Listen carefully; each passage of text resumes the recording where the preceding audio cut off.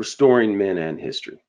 Today, we're going to look at Founding Father George Mason's Virginia Declaration of Rights. Why are we looking at the Virginia Declaration of Rights today? Because later, James Madison modeled the Bill of Rights after the Virginia Declaration of Rights. If you understand this document, you understand the Bill of Rights better. James Madison was a Virginian, George Mason was a Virginian.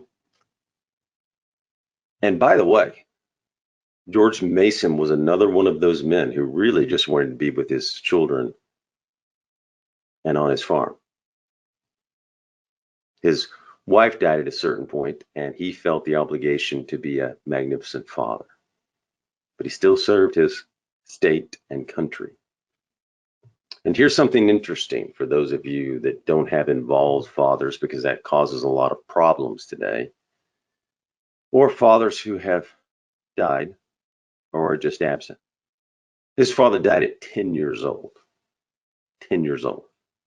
And he still went on to have a great family and have a magnificent impact on his state and this country with this document and the other acts he did.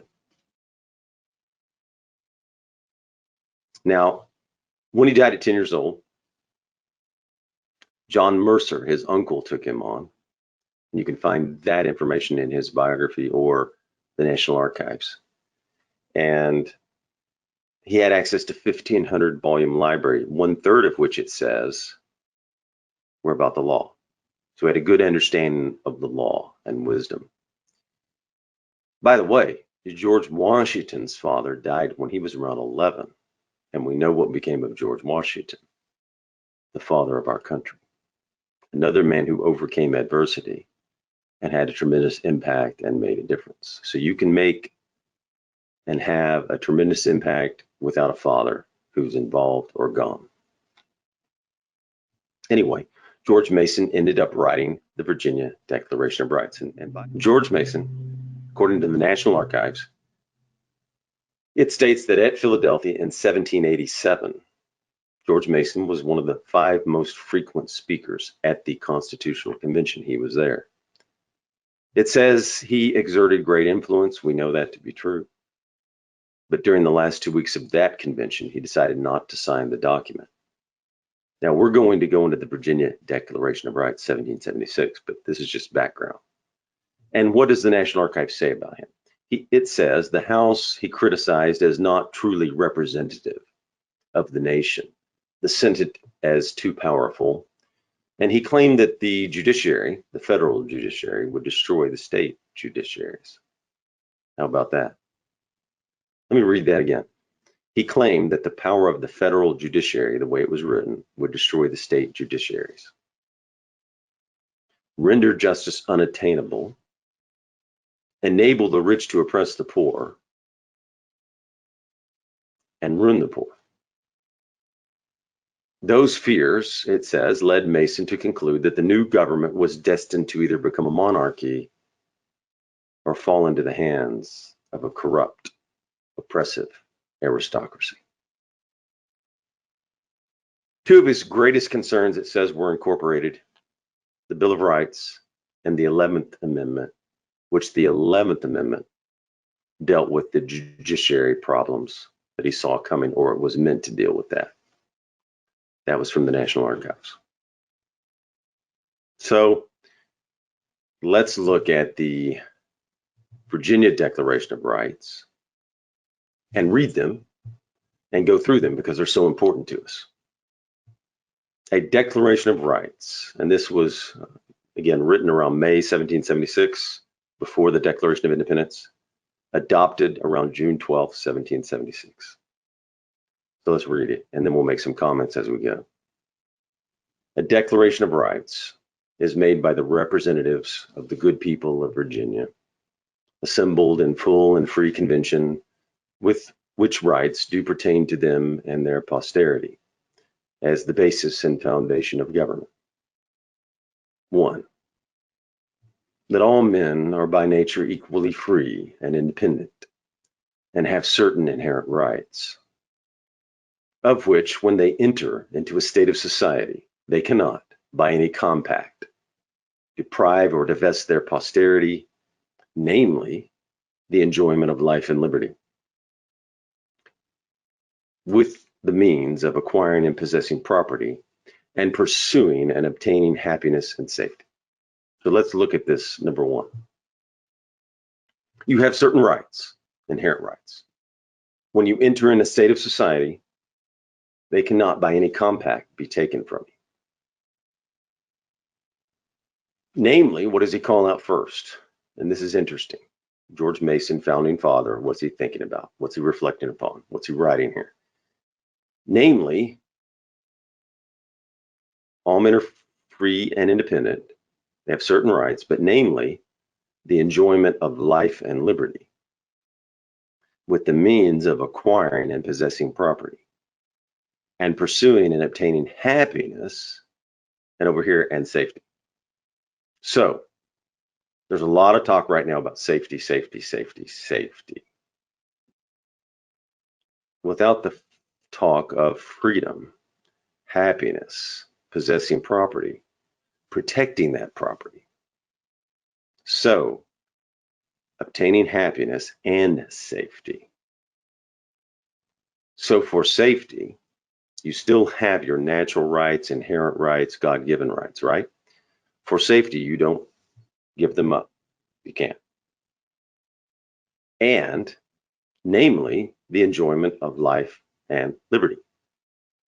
So liberty and the enjoyment of life and happiness have to be taken into account when you're talking about safety, security, or the illusion of safety and security. And you do not give up your rights for safety and security. Number two, that all power is vested in and consequently derived from the people. That magistrates are their trustees and servants, and at all times amenable to them. Now let's think about today. Do most representatives today in the state legislatures and the judiciary, in the Congress, do you believe that they believe their power comes from you, the people? That they see themselves as servants of you? That their power comes from you? Section 3, that government, and this is from the National Archives where I pulled this from. It's a primary document. We look at primary documents a lot.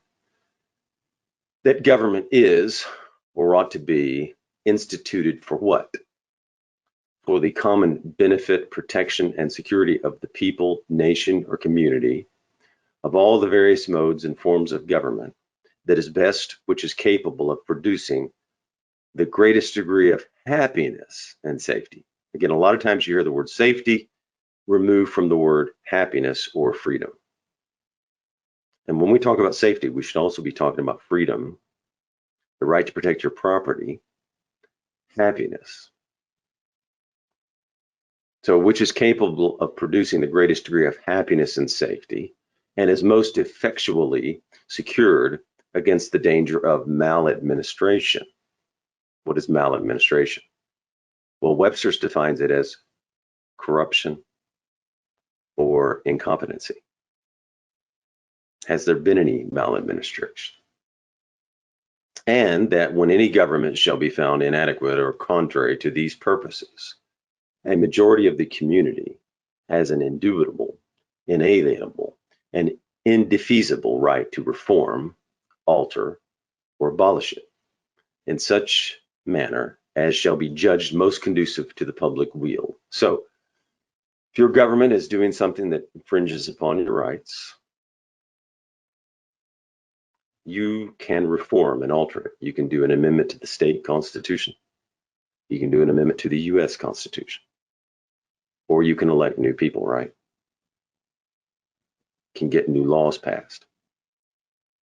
Section 4, that no man or set of men, this is a good one, is entitled to exclusive or separate emoluments or privileges from the community, but in consideration of public services, which, nor being descendable Neither ought the offices of magistrate, legislature, or judge to be hereditary. So, only for you, not for me, doesn't work, right? No special privileges if you're in office. Section 5, that the legislature and executive powers of the state should be separate and distinct from the judiciary, and that the members of the two first may be restrained from oppression by feeling and participating the burdens of the people. They should at fixed periods be reduced to a private station, return into that body from which they were originally taken, and the vacancies be supplied by frequent, certain, and regular elections in which all or any part of the former members to be again eligible or ineligible as the laws shall direct. So what's he talking about here? Should also be a private citizen and work in the private sector, right? And separation of powers, which was Montesquieu, which can go back further than that even, but Montesquieu wrote about it, the separation of powers. And that's good. So he wants people to go in and out, return to the body.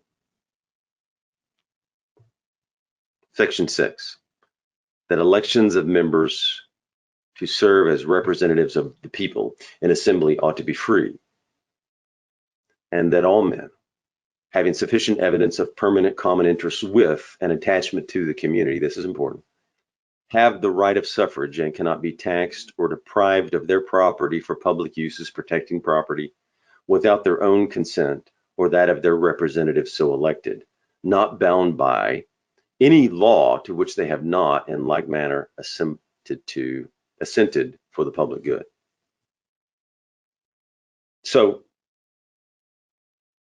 and Tocqueville talked about this community, how important it is, but he wants you to have an attachment to the community and a permanent common interest with the community. Representative government. Assembly needs to be free.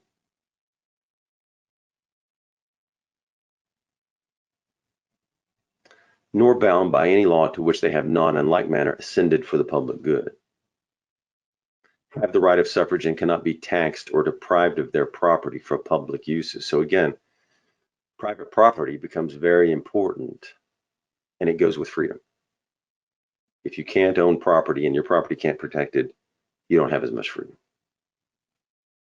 And you need to have free elections and be able to elect your members to represent you, obviously. They can't be picked for you or determined from above. Section 7, that all power of suspending laws or the execution of laws by any authority without consent of the representatives of the people is injurious to their rights and ought not to be exercised. So again, can't just be arbitrary and suspend laws without consent of the representatives. Self-representation, self-government. Section 8, that in all capital or criminal prosecutions, a man has a right to demand the cause and nature of his accusation, to be confronted with the accusers and witnesses, to call for evidence in his favor. You can see this later in the Bill of Rights. And to a speedy trial by an impartial jury of 12 men of his vicinage, without whose unanimous consent he cannot be found guilty, nor can he be compelled to give evidence against himself, Bill of Rights, that no man can be deprived of his liberty except by the law of the land or the judgment of his peers.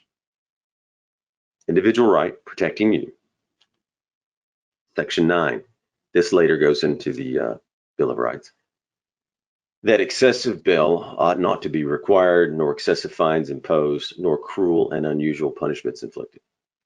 Section 10, that general warrants whereby an officer or messenger may be commanded to search suspected places without evidence of a fact committed, or to seize any person or persons not named, or whose offense is not particularly described and supported by evidence, are grievous and oppressive and ought not to be granted. So that later goes into the Bill of Rights. And we'll read the Bill of Rights real quickly after this, so you can see how it matches up.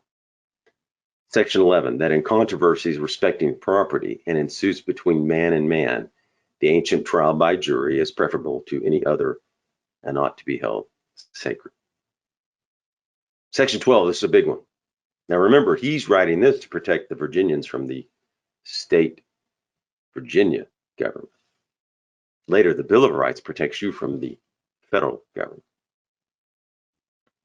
That the freedom of the press is one of the great bulwarks of liberty and can never be restrained by despotic governments. So, if someone's trying to restrain your free speech and it's a government, you should question that. Why are they doing that? Is it for more power or more control?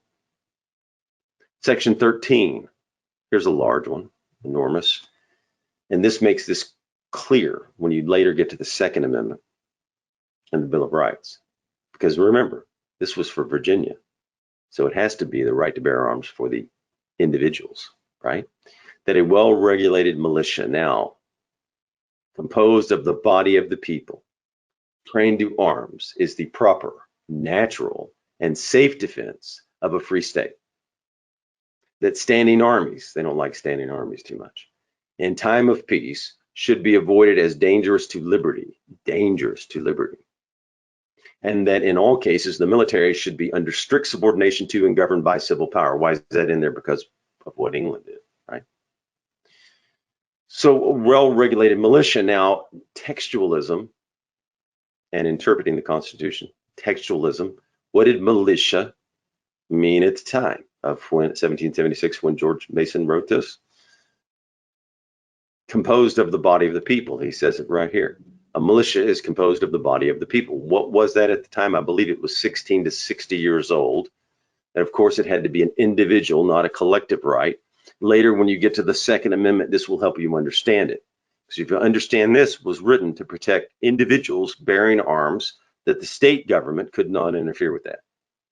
So later, the Bill of Rights is, the Second Amendment is written so that the federal government, whether it's the Supreme Court or the Congress, can't infringe your right to bear arms. Cannot infringe.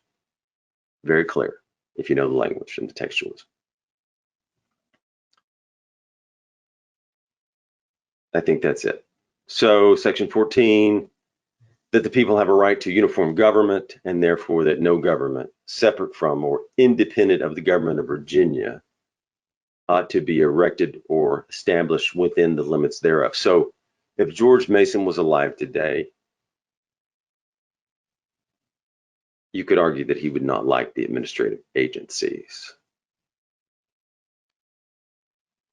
because he doesn't want that. Anything right to a uniform government, no government separate from or independent of the government of Virginia. 15, that no free government or the blessings of liberty. This is a pretty big one.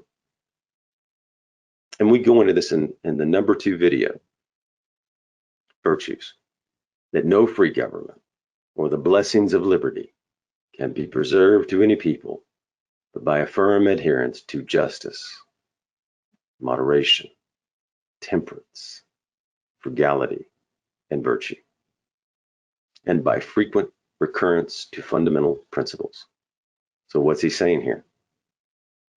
Free government and the blessings of liberty can only be preserved by a firm adherence to virtues, justice, moderation, temperance, frugality. Now let's think about the federal government. They spend trillions. Is that frugal? Also, the people of the United States, while all of us are flawed and imperfect, we always will be, need to contemplate and reflect upon virtue. They did at the time. Patrick Henry did. George Washington did. They were always reflecting on the virtues. So we need to be reflecting on the virtues, because no free government or the blessings of liberty can be preserved to any people but by a firm adherence to justice, moderation, temperance, frugality, and virtue. By the way, many of your representatives need to be contemplating the virtues. And earlier we talked about being servants. So they need to be not only contemplating the virtues, but remembering that they're virtue, that there are servants, and that their power comes from you. So the nation can't work without virtue. George Washington said it, John Adams said it. Section 16, that religion or the duty which we owe to our Creator and the manner of discharging it can be directed only by reason and conviction, not by force or violence. And therefore all men are equally entitled to the free exercise of religion according to the dictates of conscience, and that it is the mutual duty of all to practice Christian forbearance, love, and charity toward each other. So they had seen the Church of England. They were not going to have a state religion in Virginia that used force or violence against them. And he talks about forbearance, love, and charity toward each other, that it is the mutual duty of all to practice Christian forbearance, love, and charity toward each other. So let's read a little bit of the Bill of Rights.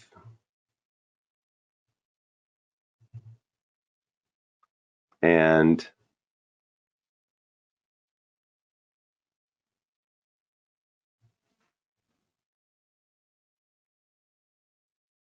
this is a National Archives transcription of the 1789 Joint Resolution of Congress when it was proposing 12 amendments, but we're only going to read the Bill of Rights that got adopted. So, but we'll start with the preamble. The conventions of a number of the states, having at the time of their adopting the Constitution expressed a desire, in order to prevent misconstruction or abuse of its powers, that further declaratory and restrictive causes should be added, and as extending the ground of public confidence in the government will best ensure the beneficent ends of its institution. So right there it says what it's doing. It's restraining the federal government. So let's go into let's don't do the 12, let's do the ones that. So here's the Bill of Rights. So you can see where it overlaps. And these were ratified on December 15th, 1791. Amendment 1.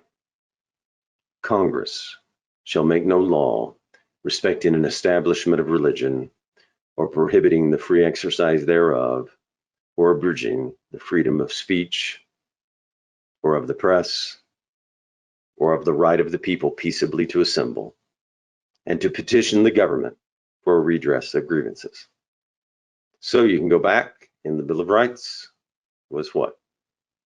Freedom of speech to be able to speak out against the Virginian government. He thought that was very important to freedom. He says it there in the Virginia Declaration of Rights. So that Amendment 2, now watch the order here. Amendment 2, a well-regulated militia, we now know what militia meant back in the time, being necessary to the security of a free state, the right of the people to keep and bear arms shall not be infringed.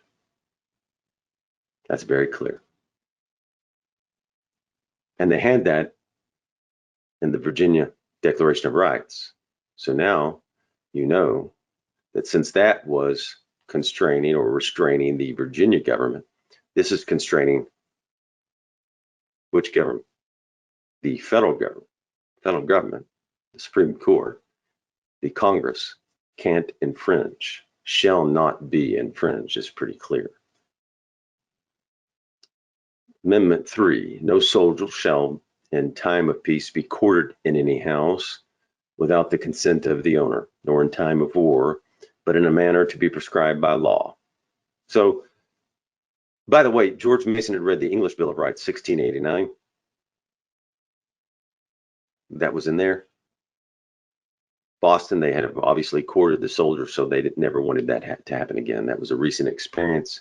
He had also studied the English Bill of Rights, 1689. Okay, well, the next one is the right of the people to be secure in their persons, houses, papers, and effects. That was in the Virginia, this is Amendment 4. That was in the Virginia Declaration of Rights, right? The right of the people to be secure in their persons, houses, papers, and effects against unreasonable searches and seizures shall not be violated. That's an individual right, right? Not a collective right. Just like the Second Amendment is an individual right, not a collective.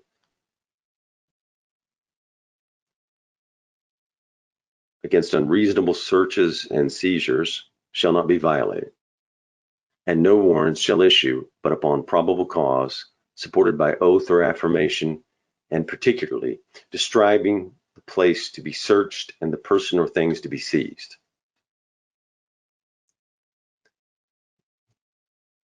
Amendment 5. No person shall be held to answer for a capital or otherwise infamous crime unless on a presentment or indictment of a grand jury, except in cases arising in the land or naval forces or in the militia, when in actual service in time of war or public danger. Nor shall any person be subject for the same offense to be twice put in jeopardy of life or limb, nor shall be compelled in any criminal case to be a witness against himself, nor be deprived of life, liberty, or property without due process of law. Nor shall private property be taken for public use without just compensation. Life, liberty, property they focused on. They wanted to protect private property. 6. In all criminal prosecutions, the accused shall enjoy the right to a speedy and public trial by an impartial jury of the state and district wherein the crime shall have been committed. So you can see the overlaps here from the Virginia Declaration of Rights. Which district shall have been previously ascertained by law, and to be informed of the nature and cause of the accusation, to be confronted with the witnesses against him, to have compulsory process for obtaining witnesses in his favor, and to have the assistance of counsel for his defense.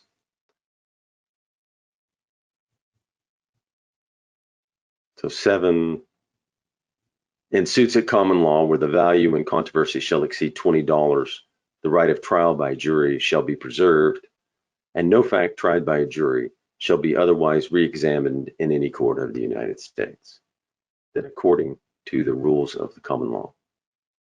8, excessive bail shall not be required. You saw this back in the Virginia Declaration of Rights, nor excessive, that goes back to the English Bill of Rights too, 1689.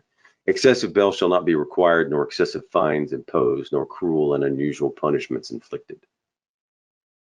10, no, we're at 9. Right? Yeah, we're at 9. The enumeration in the Constitution of certain rights shall not be construed to deny or disparage others retained by the people. Now, why was this put in? Because when they were debating, they said you can't list all your rights. So Madison put this in to say we're not going to list them all. There's others. The enumeration in the Constitution of certain rights shall not be construed to deny or disparage others retained by the people.